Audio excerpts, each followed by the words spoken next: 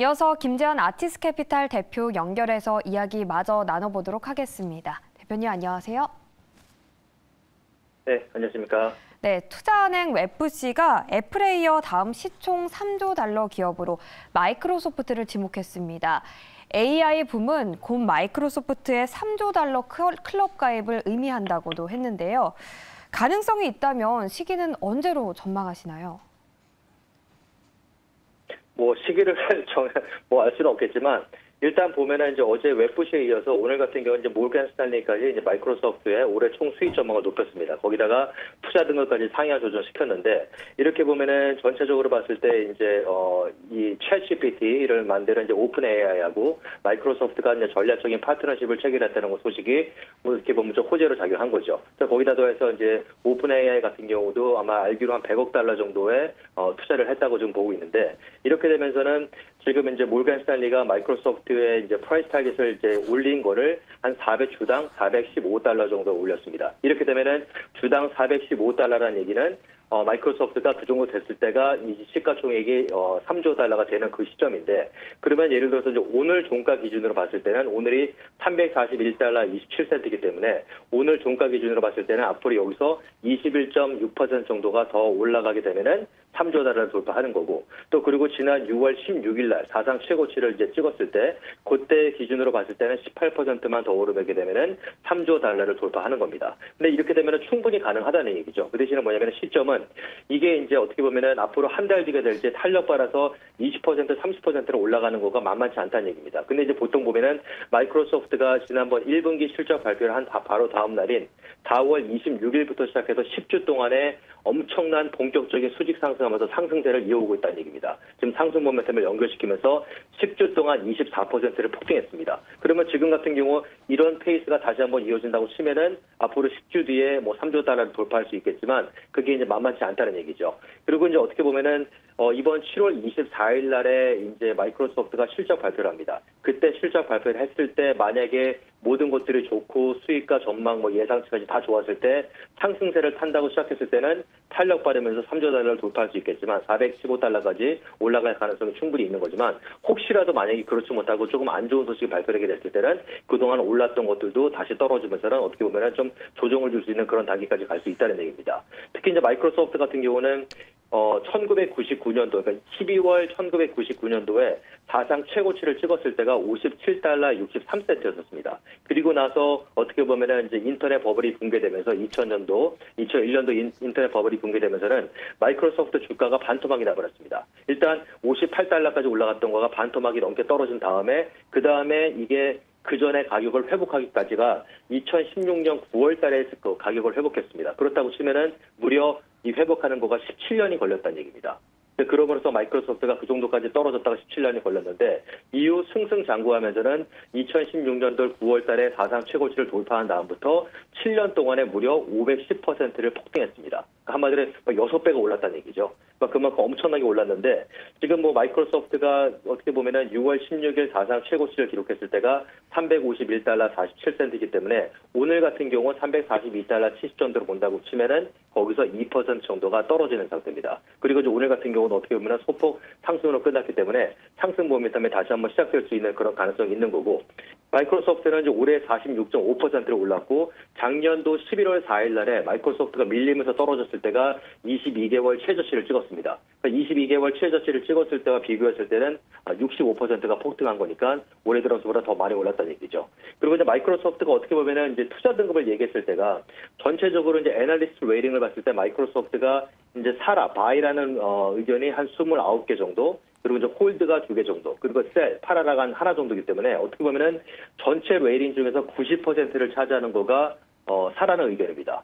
그렇기 때문에 이제 이게 마찬가지로 지금은 투자 이게 모든 웨이팅 같은 애널리스트 웨이팅은 상당히 좋은 쪽으로 기울어져 있는 거고 프라이스 타겟을 봤을 때도 마이크로소프트 현재 가격이 예를 들어서 341달러 정도인데 지금 현재 가격 프라이스 타겟이 가장 높은 거가 420달러입니다. 그리고 중간 정도가 320달러 정도, 그리고 가장 낮게 잡은 거가 232달러 정도입니다. 그러면은 232달러 정도로 봤을 때는 앞으로 지금 상태에서 100달러 정도가 빠져야지 그 정도 레벨이 되는 거고 또 마찬가지로 지금 상태에서 한 80달러 정도 올라가야지 420달러 정도까지 가장 높은 최고치까지 올라갈 수 있다는 그런 얘기죠.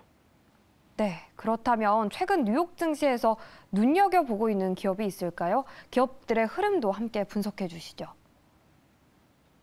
일단 이제 몇 가지, 이제 하나가 이제 뭐냐면 이제 카니발 크루즈가 있습니다. 이제 크루즈 이제 유람선 배 회사죠. 네, 카니발 콜비 있는데 오늘 뭐 한 소폭 하락했습니다. 이제 미미하게 떨어졌지만 최근 6일 동안에 5위를 올랐습니다. 그러니까 한마디로 뭐냐면은 바짝 상승 모멘텀을 받고 있다는 얘기인데, 그리고 카니발 크루즈 같은 경우는 10주째 진짜 꾸준히 상승 모멘텀을 유지하면서 올라가고 있고, 바로 어제 14개월 최고치를 경신했습니다. 그럼 최근 6일 동안 5위를 상승하면서는 14개월 최고치를 매일마다 경신을 했다는 얘기인데, 그리고 이제 올해 들어서는 카니발 크루즈가 143%를 폭등했습니다. 그리고 이제 작년 예를 들어서 10월 달 찍었던 사상 최저치, 작년 10월 달에 카니발 크루즈가 수직 하락하면서는 사상 최저치를 찍었을 때가 $6 11센트였습니다. 그거에 비교했을 때는 무려 220%가 폭등했다는 얘기죠. 그리고 대신에 이제 어떻게 보면은 반면에 팬데믹이 터지기 전에 바로 직전 2020년 1월 달 같은 경우와 비교했을 때는 카니발 크루즈 같은 경우는 여전히 63%가 폭락해 있는 상태입니다. 아직 그 정도 레벨까지 가지 못했다는 얘기죠. 그리고 이제 카니발 크루즈가 이 정도까지 오른 데는 무전 투자 등급을 상향 조정시킨 것도 있고, 사람들이 한마디로 지금 이제 전체적으로 경기가 괜찮은 상태에서 자꾸 이제 크루즈 여행이 증가하고 있기 때문에 가격이 올라간 것도 있는 거지만, 전체적으로 공매도 폴션, 쇼리 인트레스트가 10.6%에 달하기 때문에 상당히 높은 겁니다. 그럼 한마디로 무슨 얘기냐면은 숏셀러들이 공매자들이 공매도를 걷어들이기 때문에 쇼커버링 랠리, 숏스쿠즈가 상당히 많이 작용했다고도 볼 수 있는 거죠.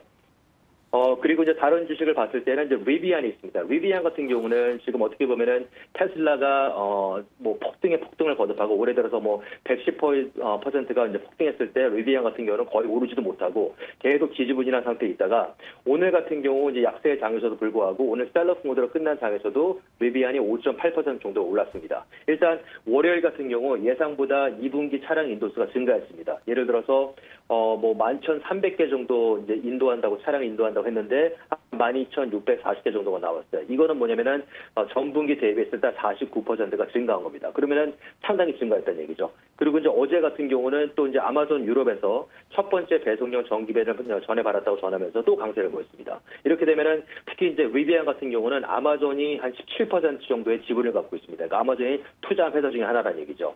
그래서 이제 리비안 같은 경우도 이렇게 탄력을 받으면서는 오늘까지 무려 7일 연속 올랐습니다. 이렇게 되면은 7일 연속 올랐던 거가 작년 9월 달 이후니까 10개월 만에 처음으로 7일 연속 상승하는 기록을 세웠고, 올해 들어서 마이너스였던 거가 이제는 올라오면서는 플러스 17% 올라온 거로 이제 다시 돌아섰습니다. 그리고 이번에 뭐 불과 2달 전에 4월 26일 날에 리비안이 떨어지면서는 사상 최저치를 찍었을 때와 비교했을 때는 무려 85%를 폭등한 상태입니다. 그리고 이제 마지막으로 나이키가 있습니다. 나이키 같은 경우는 이제 뭐 다우 종목 중 하나입니다. 특히 나이키는 다우 종목 중 하나고 오늘까지 4일 연속 떨어졌습니다. 그러면서는 지난주 금요일 날 엇갈린 실적 결과를 발표했는데, 수익은 예를 들어서 수익 같은 경우가 처음으로 3년 만에 처음으로 예상치에 못 미친 수익 결과를 발표했습니다. 항상 예상치와 부합하거나 예상치보다 잘 나왔었는데 이번에는 3년 만에 처음으로 예상치보다 저조한 수익을 결과하고 매출은 예상치를 상회했습니다. 그럼에도 불구하고 올해 총 매출 전망까지 낮추면서는 6월 1일 날 찍었던 6개월 최저치에 이제 근접한 지점까지 다시 한번 밀린 거죠. 그리고 이제 나이키는 올해 들어서 10%가 이제 하락한 상태에 머물고 있는 거고, 지난 2월 2일 날 반등했던 10개월 최고치, 올해가 시작하면서 나이키가 탄력받으면서 한 달 정도를 이제 반등을 하면서는 2월 2일 날에 10개월 최고치까지 이제 올랐는데, 거기서부터 시작해서 지금 5개월이 지난 다음에는 21%가 폭락해 있는 상태입니다. 그리고 나이키의 투자 의견, 투자 등급을 봤을 때는 애널리스트 같은 경우 26개가 바이 레이팅을 주고 있는 거고, 홀드가 7 정도, 그리고 셀이 2개 정도입니다. 그러면 결과적으로 지금 웨이팅 중과 토탈 웨이팅 중에서 74%가 바이를 사라는 의견을 주는데도 불구하고 나이키는 계속 지금 하락세를 면치 못하고 있다는 얘기죠. 네, 대표님 말씀 감사합니다. 네, 미국 감사합니다. 현지 연결해서 뉴욕 증시 소식들 살펴봤고요. 오늘의 인사이트도 함께 하시죠.